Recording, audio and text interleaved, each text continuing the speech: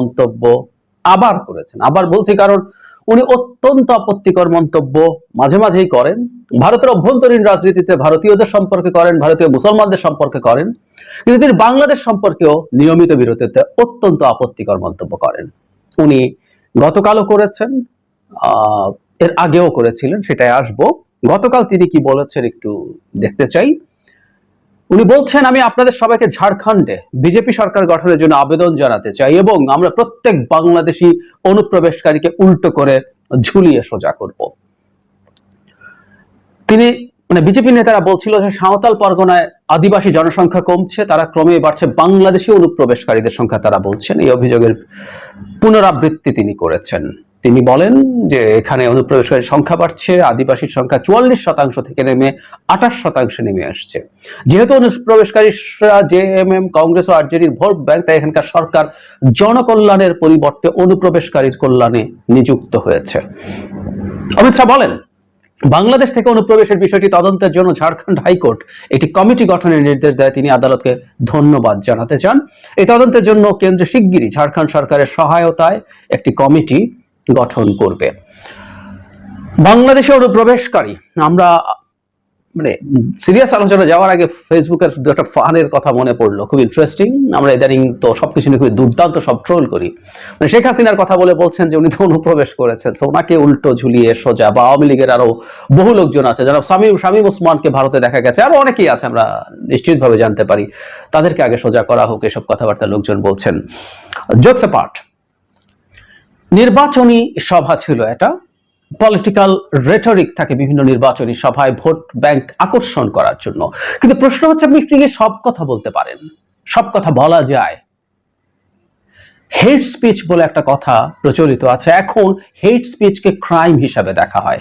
অবশ্য জনাব অমিত শাহকে দোষ দিয়ে লাভ কি? গত নির্বাচনী ক্যাম্পেইনে অসংখ্য হেট স্পিচ দিয়েছেন তারই গুরু নরেন্দ্র মোদী। এই দুইজন তো মোদী বললে শাহ আসেন, শাহ বললে মোদী আসেন, আমরা জানি। তাদের এইরকমই অসাধারণ মণিকাঞ্চন জোর আমরা বলি না, সেরকম। সো সেটা তিনি করেছেন, এখন অমিত শাহ করছেন। এর আগে অমিত শাহ, আমাদের মনে থাকার কথা, বাংলাদেশিদেরকে টার্মাইট বলেছিলেন এবং একই রকম ঘৃণা সূচক বক্তব্য এখন উল্টো করে সোজা করা। বাংলাদেশের অনুপ্রবেশকারী ভারতে কি অনেক আছে?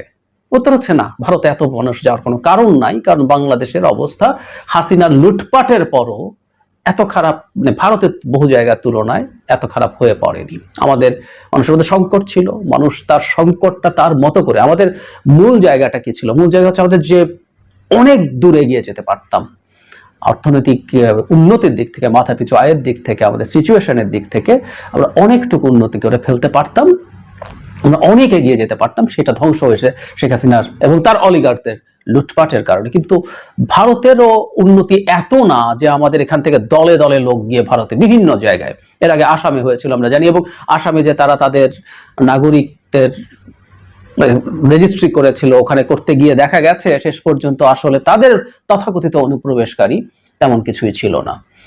মূলত তারা মুসলিম ভোট ব্যাংককে আক্রমণ করার জন্য এই কথাগুলো বলে, কিন্তু বাংলাদেশ নামটা যখন উচ্চারিত হয় তাই আমাদের কনসার্ন হওয়ার ব্যাপার আছে। যদিও ভারতের অভ্যন্তরীণ রাজনীতিতে মুসলমানদের বিরুদ্ধে হেট স্পিচকেও যে কোনো গোষ্ঠীর বিরুদ্ধে যদি হেট স্পিচ দেয়, সেটা আমরা সারা দুনিয়ার যেখানেই হোক গণতন্ত্রকামী, গণতন্ত্র লাভিং মানুষ হিসাবে আমাদের সেটার প্রতিবাদ করা উচিত, সেটা আমরা করব। কিন্তু এখানে বাংলাদেশকে আনা হচ্ছে। এবং খুব জরুরি কথাটা হচ্ছে, আগের ওনার যে মন্তব্য বা এখনো যে মন্তব্য, এগুলো এক ধরনের ডিহিউম্যানাইজ করা। বলা হয় জেনোসাইডের কতগুলো স্তরের মধ্যে, কতগুলো স্টেজের মধ্যে কিভাবে আমরা একটা সোসাইটিতে জেনোসাইড হতে পারে সেটা বুঝবো। সেটার জন্য বিখ্যাত জেনোসাইড স্পেশালিস্ট গ্রেগরি স্ট্যান্টন অনেকগুলো স্টেজের কথা বলছেন, এবং তার মধ্যে উনি তার আলোচনায় এই অমিত শাহের টার্মাইট বলা, এর আগে হিটলার নাজিদের সময় ককরোচ বলা, এরকম আপনি মানুষকে আর মানুষ রাখেন না। আপনি যখন জেনোসাইড করতে চান তাকে আর মানুষ রাখছেন না, সো দ্যাট ক্রমাগত এটা বলতে আপনি তার উপরে যে কোনো কিছু চাপিয়ে দিতে পারেন। এবং এখন বাংলাদেশিদেরকে উল্টো করে সোজা করা হবে, ঝুলিয়ে সোজা করবে তারা। এই হচ্ছে তাদের যখন বক্তব্য, এটাও এক ধরনের ডিহিউম্যানাইজ করা বক্তব্য। এগুলো অত্যন্ত আপত্তিকর হেট স্পিচ। তাত্ত্বিকভাবে বলছি, বাংলাদেশিদের কিছু অনুপ্রবেশকারী যদি থেকেও থাকে, তাদের প্রতি এই ধরনের বক্তব্য এখনকার পৃথিবীতে, এখনকার সভ্য পৃথিবীতে, সভ্য সমাজ একসেপ্ট করে না। আপনি তার নাগরিক পঞ্জি বের করবেন, তাকে আইডেন্টিফাই করবেন, তার জন্য ব্যবস্থা নেবেন, তাকে বাংলাদেশে ফেরত পাঠানোর কথা বলবেন, কিন্তু নির্বাচনী জনসভায়ও পলিটিক্যাল রেটরিক হিসাবেও এটাকে এখনকার পৃথিবীতে আর একসেপ্ট করা হয় না। অমিত শাহর এই ধরনের বক্তব্য বন্ধ করতে হবে। বাংলাদেশের এবং বাংলাদেশিদের বিরুদ্ধে ঘৃণা ছড়িয়ে রাজনীতি করা, মানে সমস্যা বেঁধে গেছে তাদের, এটা যে তাদের রাজনীতি এটা। আমি বহুবার বলেছি, যারা মোদিও যখন বাংলাদেশের সংকট নিয়ে টুইট করছিলেন, তার সংকট হয়েছে উনি এই রাজনীতি করেন। সারা পৃথিবীতে হিন্দুরা আক্রান্ত যেখানে হচ্ছে, he is the severe of all the Hindus of the world, অথচ আমাদের হিন্দুরা আমাদের নাগরিক, আমাদেরই ভাই বোন তারা।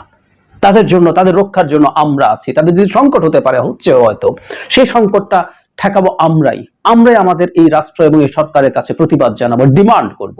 তারা ডিমান্ড করবেন, তারা তাদের অধিকার নিয়ে দাঁড়াবেন। ওটার জন্য জনাব মোদীকে সেভিয়ার হইতে হবে না। That's very bad.